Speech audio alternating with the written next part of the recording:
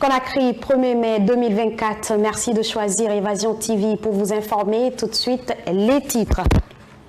La Guinée, à l'instar des autres pays, a célébré ce 1er mai la Journée internationale du travail. Le thème retenu cette année est l'amélioration des relations de travail en période de transition. Une occasion qu'a choisi les centrales syndicales pour dénoncer les maux dont souffrent les travailleurs guinéens au terme d'un défilé qui a réuni les différentes entités socio-professionnelles. Compte rendu grand format à suivre dans cette grande édition d'information. Et puis l'équipe managériale de la chanteuse guinéenne Aminata Condé, Mimi Paya Paya pour les intimes, a animé une conférence de presse ce mardi à Conakry, une conférence au cours de laquelle les organisateurs ont annoncé les couleurs de la sortie officielle de son deuxième album intitulé Didi Forêt, prévu ce samedi 4 mai au Palais du Peuple de Conakry. Les détails, c'est dans un instant. C'est tout pour les titres.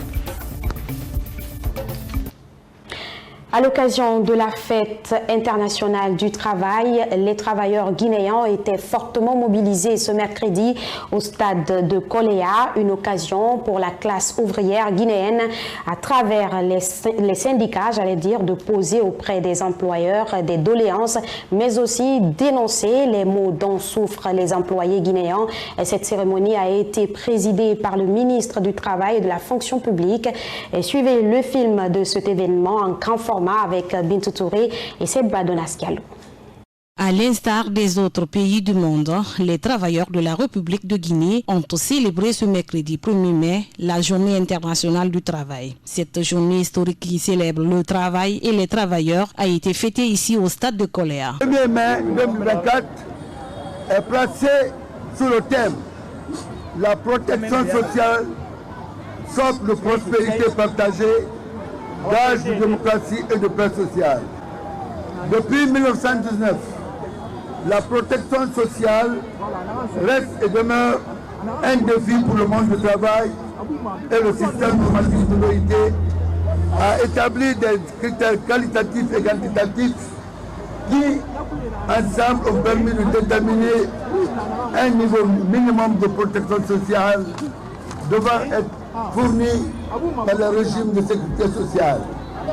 Ces normes de sécurité sociale nous servent de cadre de référence pour une meilleure construction du système universel de protection sociale. C'est pour vous dire, camarades travailleurs, que nous devons contribuer, comme la loi l'indique, au financement et au fonctionnement des institutions de protection sociale dont le gouvernement est le garant.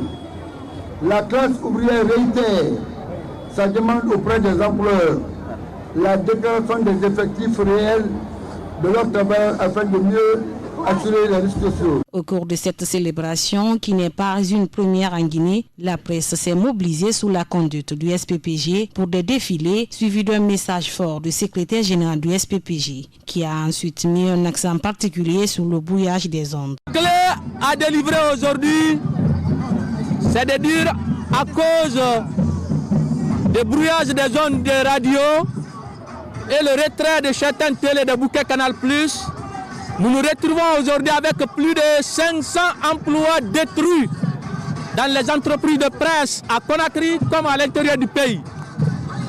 Vous avez donc vu, nous avons bandé nos bouches parce que les médias n'arrivent pas à parler, on nous a fermé la bouche.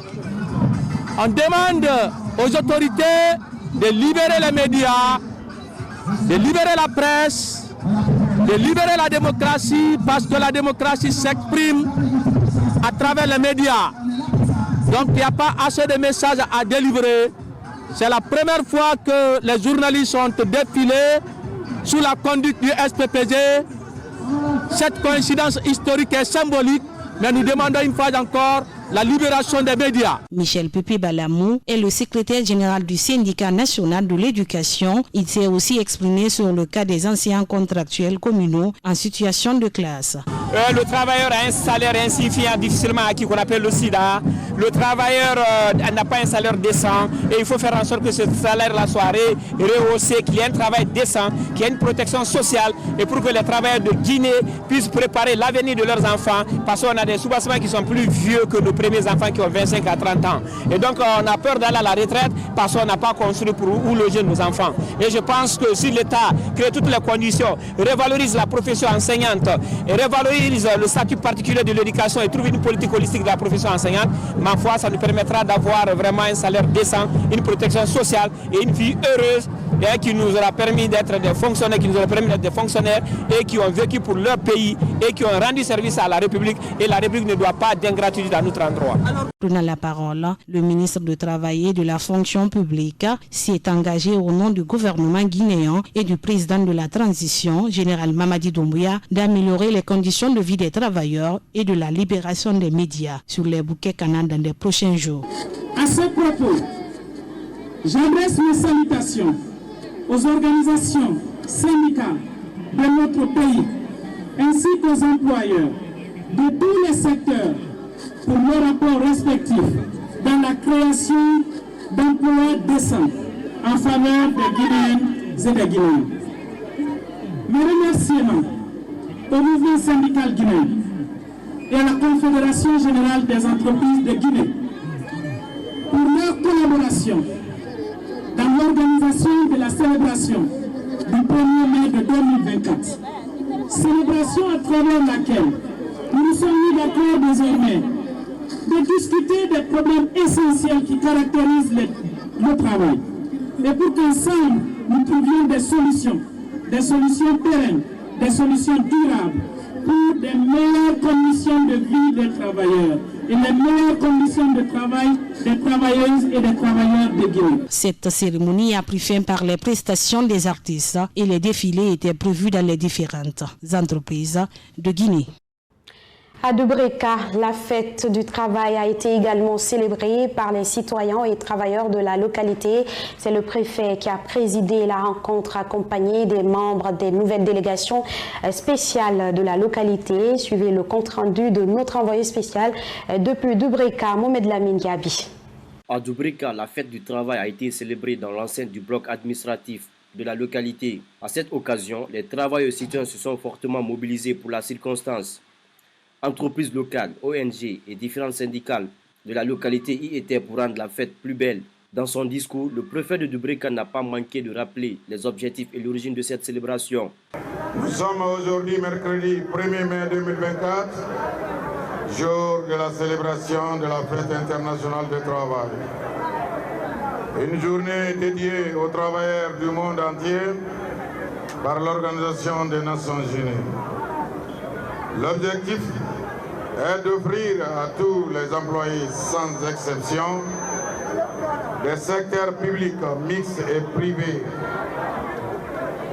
formels et informels, l'occasion de s'exprimer, de se faire entendre par la voix des syndicalistes pour porter plus haut et à l'attention des gouvernants et décideurs les difficultés auxquelles sont confrontés les travailleurs en vue d'apporter la solution idoine pour le meilleur fonctionnement de nos services sans lequel on ne saura parler de développement.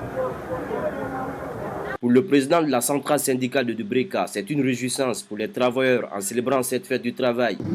Dubreka kunkunu ayele awalke akine kiyama agame kiyama awaliyatebe kiyama nangunde kiyama angune nga peli mbelaka soga borida mobara saliti Dubreka walke ma wala fera Guinée ma agamedi mobara saliti ma na kolon tologa vindi lo ngwe nanna wologa vindi lo ngwe nanna logora siga fenara ka kerenyema kapinya wulu kerenya kama soloma sa tongo soloma sa min senni ay bolongo ira nasara wi 1886 walke ga mawara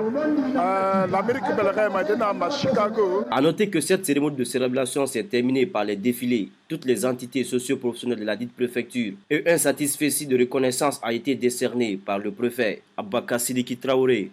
On change de sujet. Les victimes de l'explosion du grand dépôt des hydrocarbures de Kaloum n'attendent plus les autorités pour reconstruire leur maison d'habitation. Ces sinistrés comptent désormais prendre leur destin en main après plusieurs jours passés à la Belle Étoile.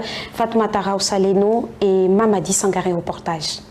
5 mois après l'incendie du grand dépôt des hydrocarbures de Kaloum causant la mort d'une dizaine de Kaloumkas et des centaines de maisons détruites, les victimes décident enfin de prendre leur destin en main en se lançant dans la reconstruction de leurs maisons qui ont été touchées par ce grand drame. Selon leur porte-parole, c'est un refus de la part de l'État qui peine encore à les rétablir dans leurs droits à seulement quelques mois de la saison pluvieuse. C'est un sentiment de désolation, de déception.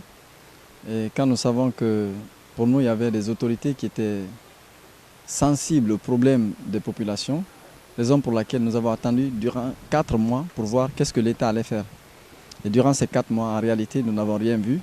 Tout ce qui a été mobilisé par la communauté nationale et internationale en faveur des sinistrés, nous n'avons rien reçu. Et à part ces quelques vivres que l'État nous a donnés, c'était une manière de nous garder sous son toit afin que nous ne fassions pas nos travaux. Or, nous, ce n'était pas des vivres là que nous avons réclamés, c'est l'État qui a donné. Nous avons toujours réclamé les sacs de ciment, les tôles, les montants pour nous permettre d'engager nos travaux nous-mêmes.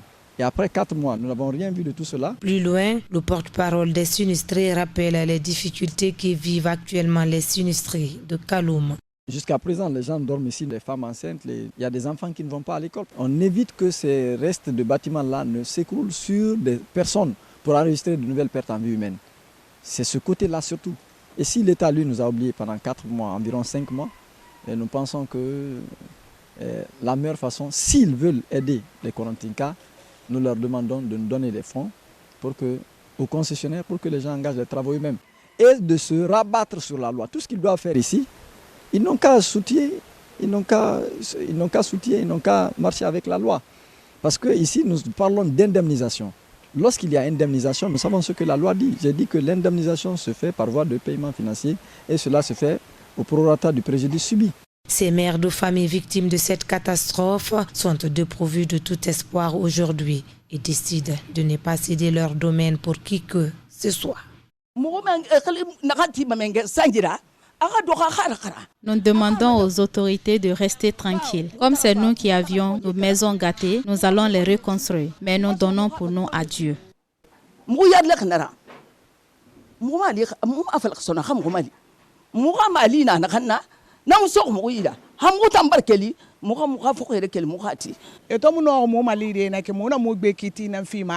Vu qu'ils n'ont pas pu nous aider, nous donnons à Dieu et reconstruire nos maisons. Mais ici, c'est chez nous. Donc, nous n'allons pas quitter pour l'autorité, sauf la mort.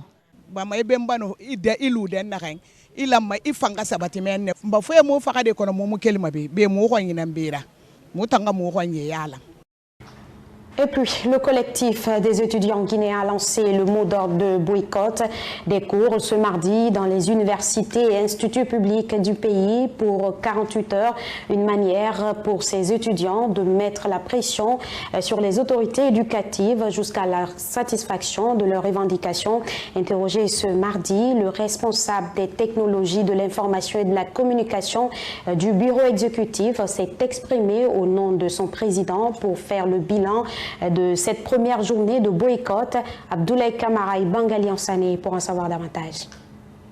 Le collectif national des étudiants guinéens décide de passer à la vitesse supérieure. Ce mardi 30 avril 2024, ils ont lancé un mot d'ordre de grève axé sur la cessation des cours dans les différentes universités et institutions d'enseignement supérieur pendant 48 heures. Effectivement, c'est suite à une consultation avec l'ensemble non seulement du bureau exécutif national des étudiants, Mais avec tous les bureaux décentralisés des universités et instituts du pays, et je veux dire par là tous les présidents également, c'est suite à une consultation avec l'ensemble de ces présidents que nous avons pris la décision, bien sûr, de cesser les cours pendant 48 heures dans des institutions et universités du pays, dans l'optique d'une revendication qui aujourd'hui nous estimons être vraiment victimes d'une injustice de la part d'une application, d'une réglementation qui n'honore pas du tout l'étudiant guinéen.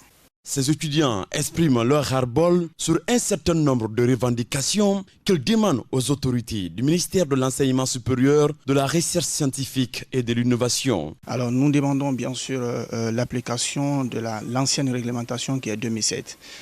Monsieur, vous conviendrez avec moi qu'il y a une nouvelle réglementation de 2019 qui est rentrée en vigueur, qui d'ailleurs n'honore pas les efforts également consentis des étudiants guinéens, parce que c'est suite à des observations de l'incohérence également dans l'application de cette réglementation. Quand je parle de l'incohérence, premièrement, d'abord, nous avons été évalués à la rigueur également d'une réglementation qui date de 2007.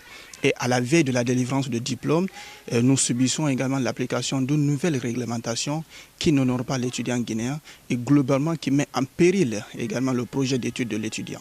Cet appel lancé par le collectif des étudiants guinéens a été observé dans certaines universités publiques de Guinée. Et si leurs revendications ne sont pas respectées, ils comptent aller sur d'autres démarches. C'est ce que laisse entendre notre interlocuteur. On s'est reçu à plus d'un titre, bien sûr, de ce constat, parce que vous pouvez vérifier au sein de l'université Gamal Abdel Nasser de Conakry, et il n'y a pas eu de cours.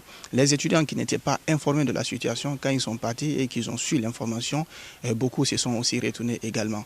Et dans les autres instituts de l'intérieur du pays, nous avons observé bien sûr aussi qu'il n'y a pas eu effectivement de cours. Et bien, dans les jours à venir, si toutefois les autorités supérieures, je fais à l'occurrence le ministère de l'Enseignement supérieur, de la recherche scientifique et de l'innovation, ne prennent pas en considération nos cris de cœur, nous serons encore beaucoup plus exigeants également dans les jours à venir. Après le rappel des diplômes des promotions sortantes, des frustrations s'élisent partout dans certaines universités publiques de Guinée. Par exemple, à l'université Sonfonia, la 14e promotion a voulu organiser sa 2e manifestation. Malheureusement, le film a mal tourné suite à la descente musclée des forces de l'ordre et de sécurité qui ont procédé à des arrestations. Je vous le disais dans les titres, la structure managériale de l'artiste guinéenne Mimi Paya Paya a tenu une conférence de presse ce mardi dans un réceptif hôtelier de la place. L'objectif était axé sur la sortie officielle du 2e album de l'artiste, prévu ce samedi 4 mai au Palais du Peuple. Augustine Gami et Wendel Camara pour plus de précisions.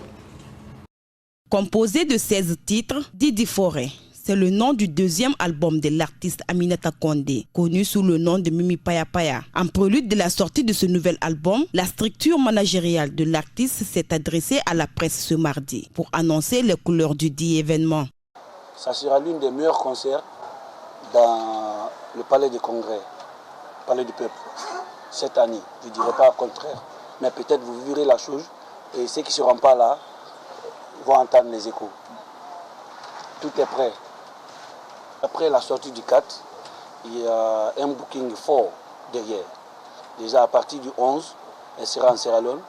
À partir du 18, juste un coucou à booker.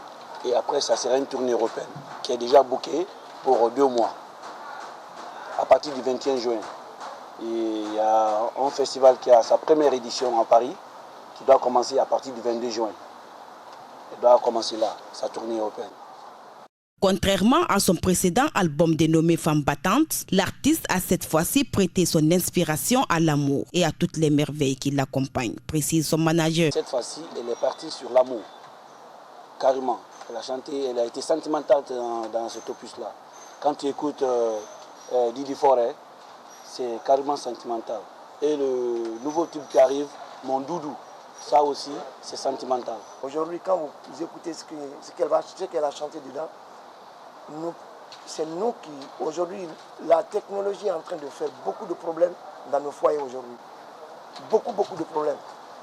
Chacun est concentré sur son téléphone, on n'a pas le temps, même pour le foyer, même pour les enfants. On est d'accord là-dessus? Alors, dans ces thématiques, il essaie de parler un peu de ça.